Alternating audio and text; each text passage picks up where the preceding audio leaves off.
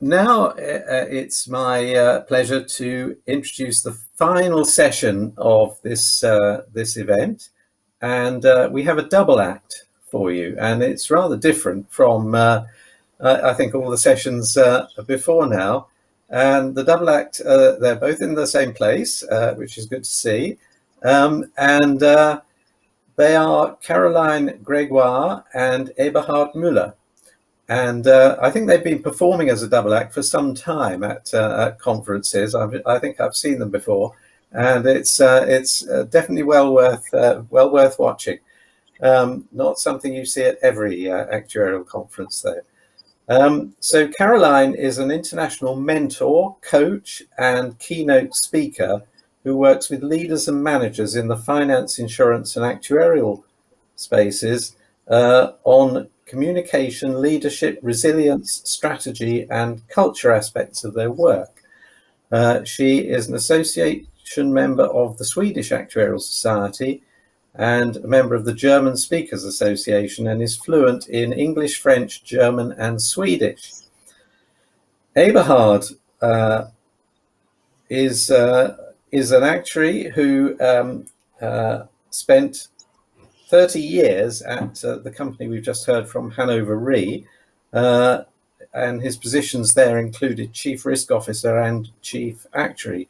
He was heavily involved in the development of Solvency II right from the beginning, and on his retirement from Hannover Re, formed his own Risk Müller consulting business to carry on advising both his previous employer and other clients. So we look forward to your presentation, Caroline and Eberhard, and over to you.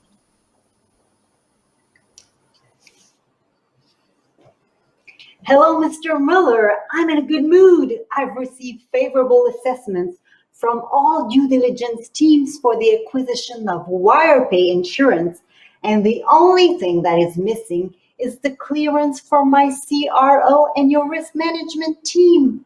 So tell me, Mr. Müller, what do you say about this fantastic company? Good afternoon, Mrs. Grégoire. The first thing you should be interested in is CFO. There is a certain risk involved in this transaction. Wow, what do you mean by certain? There is a significant likelihood that the targeted return on investment will not be achieved every year. What do you mean with that? Can you be more precise? I mean, if it gets over 15%, I'm fine with that. To be honest with you, the expected value is zero. What? The ROI can be as low as zero? No, the expected value is zero. But tell me, how high can it go up to? 30%. So we did a comprehensive probabilistic modeling, and the highest results are about 30%. I mean, that's brilliant. Then on the average, it's 15%, like the other teams told me before. No, the expected value is zero. What do you mean with your expected value? The expected value is the probability-weighted average of the possible results. You're trying to tell me something that a normal human being doesn't grasp. May I start to explain the expected value to you? So if you throw a dice, the probability of each outcome is 1/6.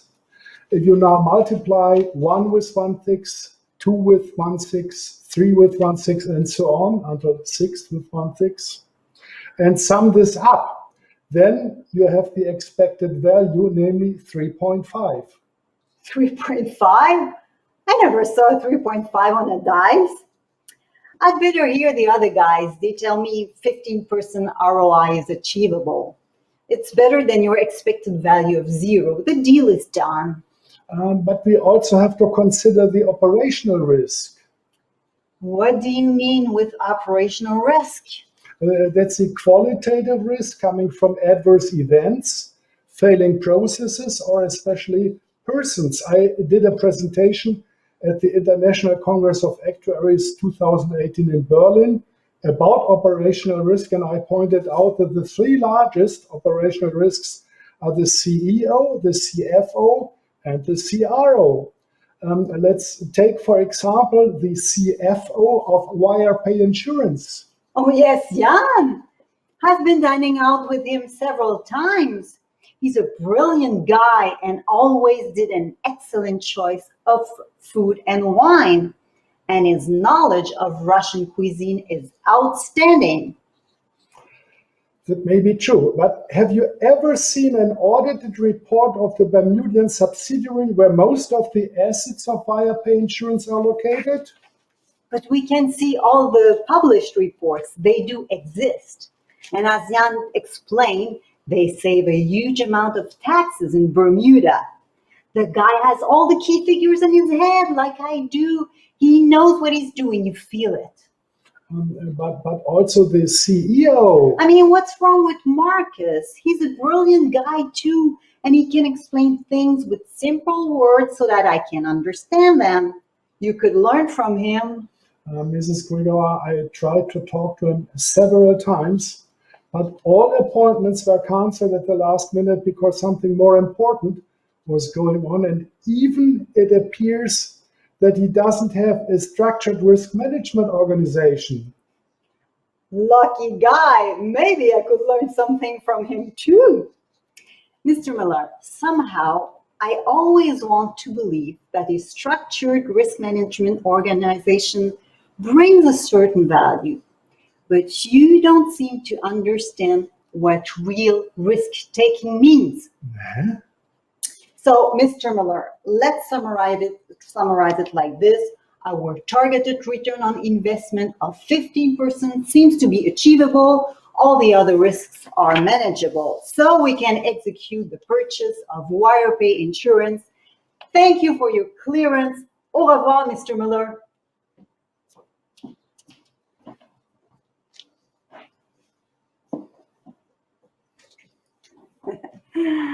So this was an interesting dialogue between a CFO and a CRO, full of miscommunication. We will now leave Mr. Müller and Mrs. Grégoire, and we will become again Caroline and Eberhard. Eberhard, you were Chief Actuary and Chief Risk Officer during many years, and I'm convinced that the audience here can benefit from the experience that you've gathered. And I have a few questions for you. I'll start with this one. What was your biggest miscommunication when talking about risks to other stakeholders? Well, there have been numerous occasions, but one comes to my mind immediately. I used natural catastrophe modeling since the end of the 80s. And I worked together with those who are building these models very closely. It happened that during the early stages of the internal model approval process of Hannover Re, my former employer, so about 10 years ago, the regulator asked many questions also about natural catastrophe modeling. One question we looked at was the broad range of scientific assessments that need to be taken into account. The example I choose to illustrate this was the 1811-1812 earthquake event in the Kansas City region called the New Madrid Fault. For this type of event, you find scientists allocating a 1 in 400 year return period to this, and others, they will say 1 in 2000 years. So the factor of 5 between different assessments. I explained this just to underline the range of possible outcomes for probabilistic assessments with the words, you will not find any scientist in the world who will give you a more precise answer. I'll never forget the answer of the young regulator looking into my eyes, telling me seriously, yes, Mr. Müller, then we have to improve the world together.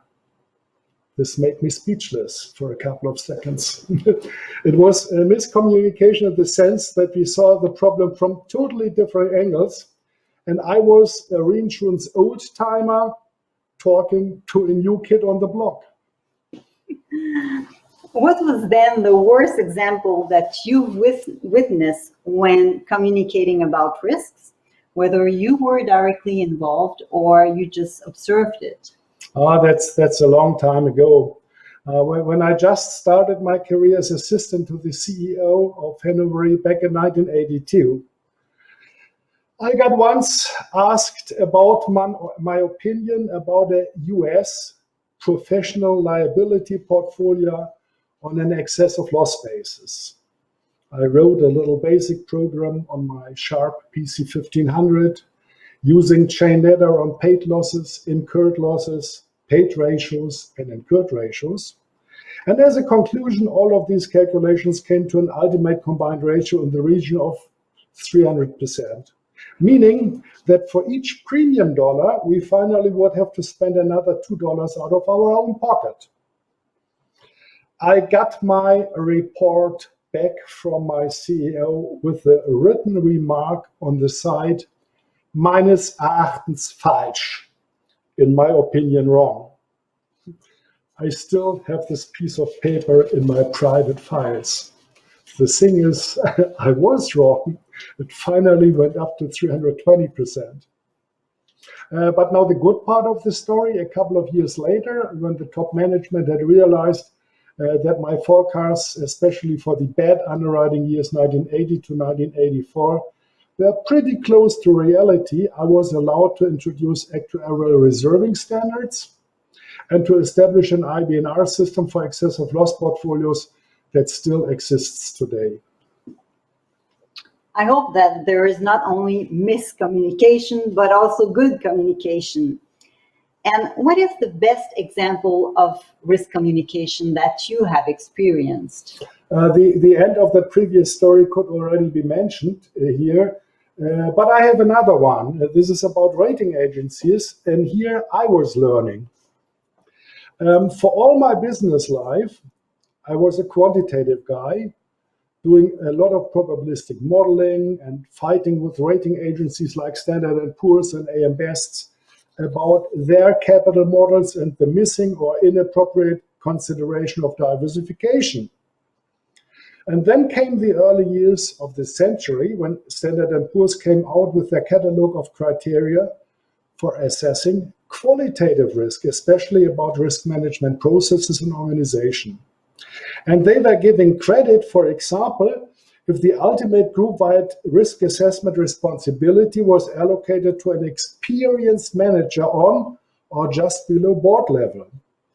And a lot of other criteria that also made a lot of sense. So this led me to make respective proposals to our board, and I became Chief Risk Officer from 2005 onwards. So here I learned about risk communication from the rating agencies, adopted it, and one of my hobbies is still to find the link between quantitative and qualitative risk management, especially for operational risk. Yeah, we heard about that in the sketch. And in the entry sketch, Mr. Müller tried to deliver a risk assessment that was not as optimistic. Actually, we don't really know, but it was not as optimistic as the CFO had wished for. And it's, I think, a quite realistic situation. If you have one piece of advice to give to a young risk manager or an actuary who has to deliver a not so good news to his or her boss or to the board, what would that piece of advice be? Hide and run, I would suggest. No, let me think. I guess you would say, do it with a smile on your face. More seriously, try to avoid the behaviors in our entry sketch and think a moment about the potential reaction of your counterparty and try to anticipate their questions. But stay clear and straight with your message and have the explanations ready how you came to your results. And this in a language that your counterparty understands. It's not too helpful to use expected value, chain ladder, or even fast Fourier if you are not talking to an actuary. Try to meet the client's language and, if possible, offer solutions. Yes, I know, and I see that it can be challenging, and a good coach can help. Now I come to my last question. What are the 3 most important factors to a successful communication for a risk manager? The ability to listen, the ability to listen, and the ability to listen. Okay, I will explain something now where some of my former employees might think, what is he saying? He's always talking rather than listening. Okay, confessed. But you can listen while talking. Monitor the reactions of your counterparty and you will learn a lot, for example, about his or her risk perception. As an actuary, you can calculate an expected value and standard deviations around the expected value for a probability distribution, be it a lottery with chances of large gains or a loss distribution of catastrophic events. But what you do not know, how does this fit into the risk perception of your counterparty? What risk is perceived to be large, what moderate? What is perceived to be digestible? What has to be avoided? In the economic decision theory under uncertainty, we talk about risk preferences, and there are methods to evaluate the risk preferences for decision makers. For example, by those famous Fishburne tests, where you have to choose between fixed amounts and simple lotteries or simple loss distributions. At the end of a series of choices, you have a risk preference function which would steer the individual decisions. But, and here comes the big but, which can only be managed by means of good risk communication. This risk preference is unfortunately not fixed. Certainly you have some presettings. Risk-adverse regulators, risk-friendly up to greedy investors, and risk-neutral third parties like rating agencies. But what is the actual risk perception of the board member you are talking to when delivering your bad news? Even worse, risk perception can change within seconds. And your challenge as risk manager is to communicate your findings regardless of the actual risk perception of your counterparty. General probabilities usually do not change because of individual experiences. And here I give you my final personal example. On May 12, 2019, I was flying in Canada with an ultralight plane, as you can see from the picture. Picture, please. So the guy in the back seat, it's me, and it really took me up into the air. It was an amazing experience, which I intended to repeat the next year. But on May 24th, 12 days after my flight, I had to learn that my plane had crashed 150 meters after takeoff, and my pilot, together with the other person on board, got killed. So my immediate reaction was, never ever will I dare to use such a machine again, regardless of the fact that a risk manager will tell me that the overall probability for an accident like this is nearly the same as before. And I'm a risk manager by myself.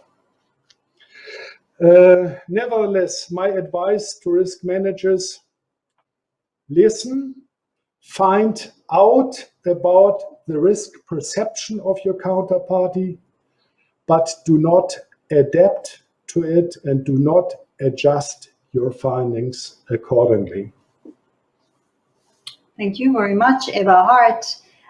This is really a great picture, and I can understand why you wanted to try to fly with this machine, even if at the same time it does look a bit dangerous. Many thanks also for your valuable examples and advice. I don't understand how you can speak and listen at the same time, but I guess you possess a skill that not so many of us do possess. Thank you. Thank you. I will continue with a little bit of theory about communication. And when I work with clients, I work with a communication model that has 4 levels. And you know, when we think of communicating something, we often think that the content is very important. And it is very important, in fact. But if it's made in a way that your audience doesn't understand it, a little bit like in the entry sketch, well, then it's worth nothing. Your content doesn't have any value. So sometimes we think, well, I wrote it in my report, I said it during my presentation or during the meeting, I wrote it in my email, but it's not enough to think that the message is out. You need to make sure that the message gets into the heads and into the hearts of those who receive your message. So this is what I call the Minjo wisdom. The message needs to get in, not just out. And if I look at this communication model with the 4 different levels, we see that in the middle, in the gray part, this is the piece of communication itself. It can be the presentation that you are preparing. It can also be a report or an email. And here we have to think about things like the structure.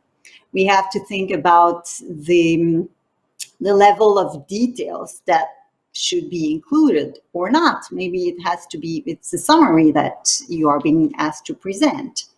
We would also have to think about the balance between numbers, text, and graphics. And also, if we are talking about a presentation that will be performed like this one right now, we need to think about the voice, the presence, the posture. And now we've been living in a virtual world for at least 15 months. And we also have to think about things like looking into the camera and also the posture. Do I want to sit? Do I want to stand when I'm talking? Stuff like that is very important. So this was the first level in the middle.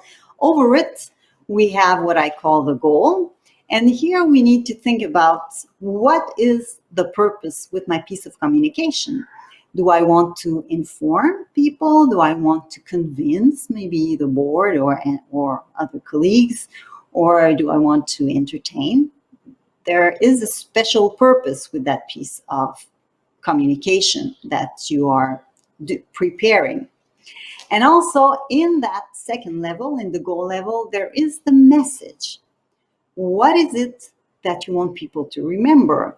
Even if you're holding a long presentation that would last 1 hour, I would ask you, please tell me in 1 sentence, what is your message? You need to be able to do that. If we look at the third level, that's the relation between you and your audience. Who is your audience for that special purpose? Do you know them already? Or is it the first time that you will meet them? It will be different how you want to interact, especially at the beginning. What do they know about risk management? What do they know about technical vocabulary? You have to think about that as well. And then overall that, as the fourth level, this is what I call the state of mind, or nowadays it's very in to talk about mindset. And it's important because this is how I want to connect with my audience. So it can be that I want to be calm. It can be that I want to be open and constructive. or whatever that helps to transmit your message and to make a connection with your audience. So this was really quickly said about a communication model that I work with. And to continue, what are concrete do's that you should do in your communication? And the first one is listen. Eberhard said it, but I will say just listen. Don't try to talk at the same time.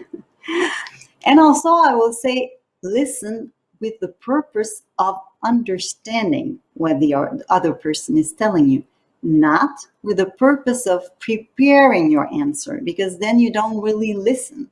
You're already thinking about what you want to say, and you cut yourself off from really understanding what the other person wants to tell you. Adapt your language to the level of actuarial or risk management knowledge of your audience. This is what Eberhard also said. Be concise with your explanations. I mean, if somebody asks a simple question, you have a simple answer for that. Don't start to talk about other, I don't know, distributions or other, if somebody asks you something about the expected value, if it ever happens, you don't start saying something about the standard deviation on top of it. Evaluate the needed level of details. It will surely depend whether you are talking with somebody in the board or if you are talking with a colleague who's also a risk manager. Ask your audience, dare to ask your audience, do you follow me? Do you understand what I'm saying? Have you understood what I just said?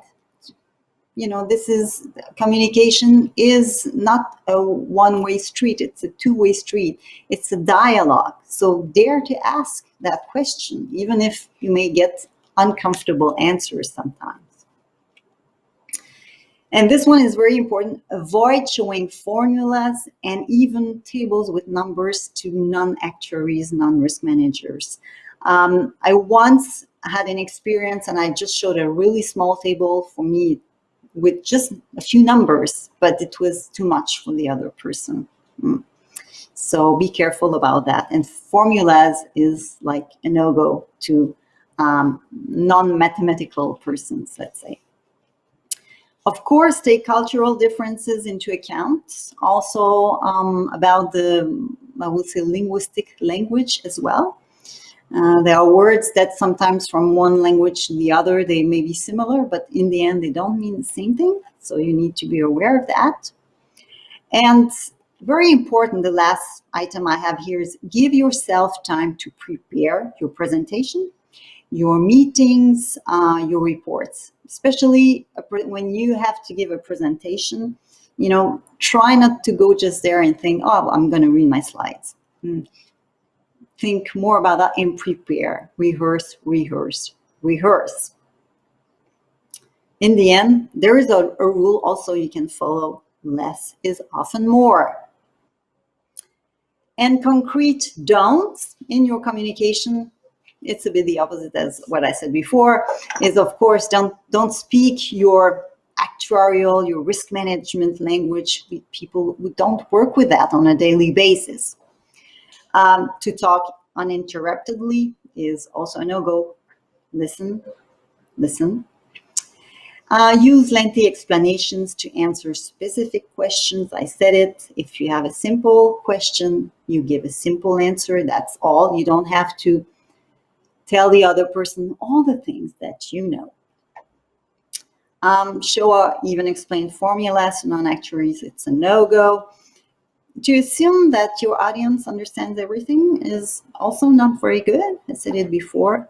Build a dialogue, even ask, do you understand? Do you follow me? And also, to cook your own soup is not so good. So as a summary, as a conclusion, because this went really fast now, but we're good on time. I'm happy for that. I will just move a few slides like this, and I will finish by saying, remember the Minjo wisdom. The message needs to get in, not just out. And I have a bonus, a special bonus for today. You know, if we were at a conference that would take place in a physical room like we used to know, and we all hope that we will experience this again, we would be able to talk now after our presentation, and maybe I could answer your specific questions on a one-to-one basis. So my bonus is for each of the first 8 persons who will contact me tonight, whether via email or via LinkedIn, I will offer tomorrow, June 18, 2021, a 40-minute session. If you are watching this later, of course, you are welcome to contact us. Thank you very much. I will ask Grégoire to come back, and we are ready for your questions. Very good. Thank you very much, Caroline and Eberhard. That was excellent, very entertaining, and very good advice for us all as well. I think particularly this less is more point is quite important. I think there is a bit of an actuarial tendency, and it certainly doesn't apply to anyone. It does apply to me, I think, to want to share your knowledge and to want to give good value for money in a presentation, and to overdo it and then end up losing the wood for the trees. So I think you should remember, the audience should remember these wise words of Caroline in that last bit of the presentation. Now, I think we have some questions from Ron. So can we bring Ron back, and he can ask the questions? Yes. Earlier today, we had a quite interesting presentation about cyber risk assessment, and there it was said we need specialists, but we need specialists with a special mindset. Also, they must be adventurous. They must be able to go on new ways and discover it. And now I also learned that those specialists also need to communicate. What I'm thinking is the following: if we really need those specialists with deep specialism and with all those skills, are our educational programs, also the SERA educational programs, are they adequate enough for this? My advice would be send those specialists to Caroline for a communication course. That would really help. Okay. No, actually, it's increasingly important also to look at the communication skills when doing actuarial education in the German Actuarial Association. Caroline is active in the respective communication courses. And I think also for SERA, it might make a lot of sense to consider in the SERA syllabus not only the technical facts, but also the communication skills to bring the message to the recipients. I think that the standards or the different associations have different courses. And I think anyways that one can always improve communication. Of course, there is the basic course, and then you can always build up on that, going up even to storytelling. I mean, there is so much, it's such a wide field of knowledge, and it takes time to get the competences. I think some people have them, are born sometimes with that or with a really high level already, but others really need to start sometimes almost from scratch, but it's possible. Unfortunately, Ron, when you have learned all what you need for your job, then it's time for retirement. I know. I think in fact, you answered now 2 questions at once, because the first question was, are you aware that those super skilled risk professionals really exist? It is, as we say in Dutch, it is a sheep with 5 legs. We discussed that, and we discussed also the part in the educational programs. But the importance I think you made very clear the importance of clear communication, and that is myself. I have quite some experience in training and education, also in actuarial topics, and I'm always saying myself, if I cannot explain to my mother-in-law what I'm doing, then it makes no sense what I'm doing. Yes. Very Yeah, true. if you can explain it to someone, then why do it then?